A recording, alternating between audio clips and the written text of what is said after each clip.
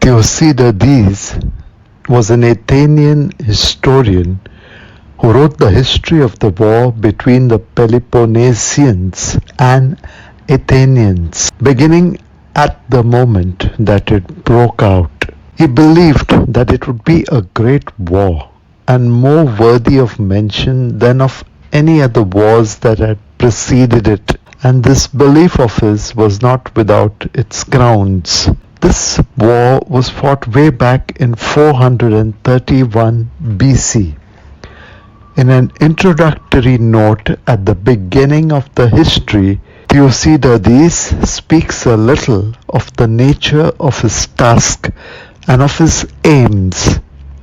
It was difficult, he says, to arrive at the truth of the speeches made, whether he heard them himself or whether he received a report from others, and of the actions of war.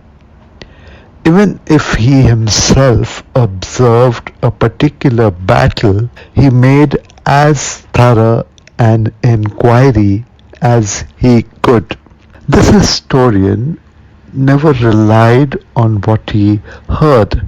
Even what he saw, he made as thorough an inquiry about the war that he was reporting.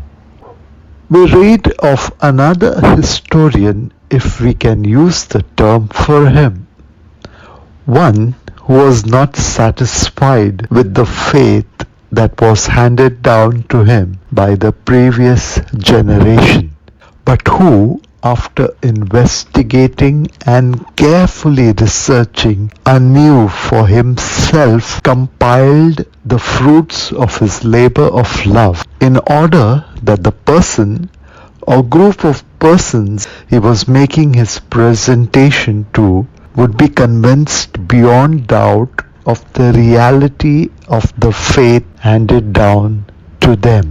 We read in the Gospel according to St. Luke, chapter 1, verses 1 to 4. Since many have undertaken to compile a narrative of the events that have been fulfilled among us, just as those who were eyewitnesses from the beginning and ministers of the word have handed down them to us, I too have decided, after investigating everything accurately anew, to write it down in an orderly sequence for you, most excellent Theophilus, so that you may realize the certainty of the teachings you have received. We just read the first 4 verses in the Gospel according to St. Luke. Though we read 4 verses, if you look closely, you will realize that it is actually one complete sentence. It has been broken down into 4 verses based on the different ideas contained in it. It is a very complex sentence. Verses 3 and 4 are the main part or the main clause, while verses 1 and 2 are what we could call the subordinate clause. This is one long sentence written to guide the reader. There have been many writers, and now the evangelist Luke too will write.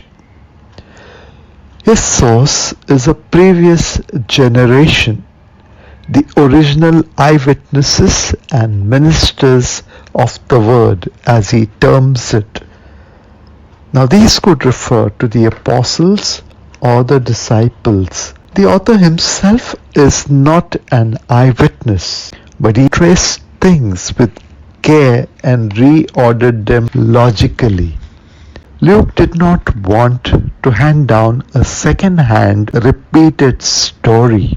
He had to personally rediscover Jesus Christ for himself. How could he otherwise be able to say to his readers that you may realize the certainty of the teachings that you have received? As late Father Raymond Brown, the renowned Catholic biblical scholar and priest, often said, "Pass on what you have received, but before that, make your own contribution." Amongst the four Gospel writers, only Luke and John write a few verses explaining reflectively the reason for their writing. John mentions this at the end of his Gospel in chapter 20 verses 30 and 31, while Luke mentions this at the very beginning. Now, with regard to the term Theophilus, in the Greek, this term means lover of God or friend of God. The person to whom the Gospel of Luke and the book of Acts are addressed to. In Luke, it is chapter 1 verse 3, whereas in the book of Acts, it is the very first verse. Now, there was a tradition among Hellenistic or Greek authors to dedicate their books to patrons or benefactors or persons who had an interest in the subject matter. And it is probable that the author of Luke Acts so dedicated his writings. The name could be purely symbolic for every Christian. The name Theophilus could also be a real and influential person who believed in Jesus or was attracted to his teachings or to what was being preached about him. Theophilus is given an honorific title. Is termed or is addressed as Most Excellent or Your Excellency. This would be appropriate for a high-ranking official in the Roman government. Whatever or whoever Luke addressed his 2-volume work to, he is confident that his words that are being put down in writing are saturated with the breath of the Holy Spirit, and that will bring to his reader, who is a lover of God, or who is a friend of God, a living encounter of the Savior and Lord Jesus Christ, who is the real hero, the subject and the sole purpose of his writing.